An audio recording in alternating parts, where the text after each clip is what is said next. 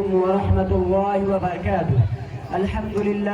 الحمد لله وحده والصلاة والسلام على من لا نبي بعده. أما بعد، أعوذ بالله من الشيطان الرجيم.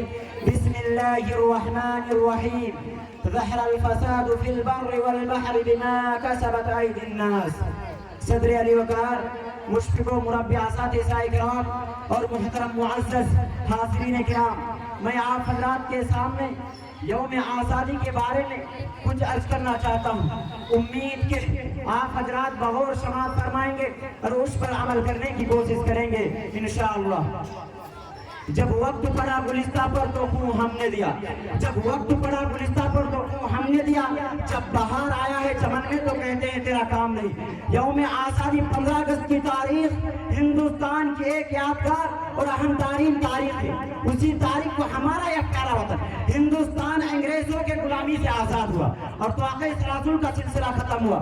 ہندوستان کو طویل جدوجہد کے بعد آزادی کا یہ نعمت حاصل ہوئی. اس کے لیے ہمارے اسلاف نے زبردست قربانیوں کا نذرانہ پیش کیا، جان مال کی قربانی دی، تحریکیں چلائی، تختیدار پر چڑھی، پھانسی کے پھندے کو چراتے حوصلہ اور کمال بہادری کے ساتھ بخوشی گلے لگایا، قید و بند کی صحبتیں جھیلی اور حصول آزادی کے خاطر میدان جنگ میں کود پڑے اور 200 سال تک مسلسل قربانیوں جانفشانیوں کے بعد آزادی کا یہ دن دیکھنے کو نصیب ہوا اور انگریز ملک سے نکل پڑا اور ہندوستان آزاد ہوا. ہم اپنی جان کے دشمن کو اپنی جان کہتے ہیں، ہم اپنی جان کے دشمن کو اپنی جان کہتے ہیں، محبت کی اسی مٹی کو ہندوستان کہتے ہیں، ہندوستان کہتے ہیں. محترم سامعین کرام، ہندوستان کی آزادی کی کہانی اور تاریخ مسلمانوں کی خون سے لکھی ہے. باوجود جدوجہد آزادی میں جس کو ہم مسلم نے سب سے زیادہ قربانیاں دی، آج اسی کی تاریخ کو مٹانے کی باوجود جدوجہد آزادی میں مسلمانوں نے نہ صرف بڑھ چڑھ کر حصہ لیا بلکہ وطن عزیز کی آزادی کو یقینی بنانے کے لیے اپنی جانوں کی نذرانی بھی پیش کی.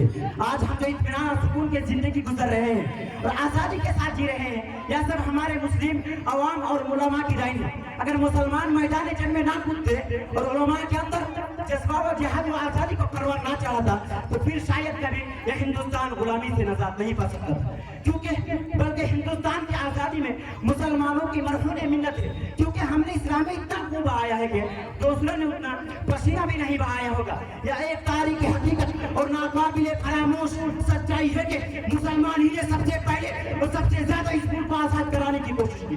اپنے آنکھوں میں اپنے پیارے وطن کے خوف لیے، جانوں تک نچھاور کیا، سخت ترین اذیت کو جھیلا، خطرناک سازشوں کو برداشت کیا، طرح طرح کے مصیبتوں سے دو چار ہوئے، حالات و آزمائشوں میں گرفتار ہوئے، لیکن آزادی کا نعرہ بار بار لگاتے رہے اور ہندوستان کو بیدار کرتے رہے. کبھی میدان سے راہ فرار اختیار نہ کی، کبھی میدان سے راہ فرار اختیار نہ کی اور نہ ہی کسی موقع پر ملک کے محبت کی کمی آنے دی. لیکن افسوس ہے کہ جس کو ہم مسلم نے سب سے زیادہ قربانیاں دی، آج اسی کی تاریخ کو مٹانے کی بھرپور کوشش کی جا رہی ہے. ایک سازش کے تحت فرقہ پرست طاقت مسلمانوں کی جان اچھا کر عوام کے نظروں سے اوجھل کرنے کی کوشش کر رہی ہے. ایسا وقت میں ضرورت ہے کہ ہم اپنے اسلاف کی قربانیوں کو روشن تاریخ ملک کے چپے چپے تک پہنچائے، بالخصوص ملت اسلامیہ کے انڈیا کے نوجوان کو اپنے تاریخ سے واقف کرے، کیونکہ جو قوم اپنی تاریخ فراموش کرتے اس کا وجود ختم ہو جاتا ہے. میں اس شعر کے ساتھ اپنی باتوں کو ختم کرتا ہوں. سندر دیا وفا کی پرید کر دیکھو، سندر دیا وفا کے پرید کر دیکھو، ہمارا نام کا پتھر ضرور نکلے گا. یہ نفرت بری بلا ہے نہ پالو اسے، یہ نفرت بری بلا ہے نہ پالو اسے، دلوں میں خلجت ہے نکالو اسے. نہ تیرا نہ میرا، نہ تیرا نہ میرا، نہ اس کا نہ اس کا، یہ وطن ہے ہم سب کا، بچا لو اسے. آخر میں اللہ تعالیٰ سے دعا ہے کہ ہم تمام مسلمان بھائیوں کے وطن کی محبت دلوں میں ہی ہوئی جاگ رہے. آمین. وآخر دعوانا الحمدللہ رب العالمین. السلام علیکم ورحمۃ اللہ وبرکاتہ.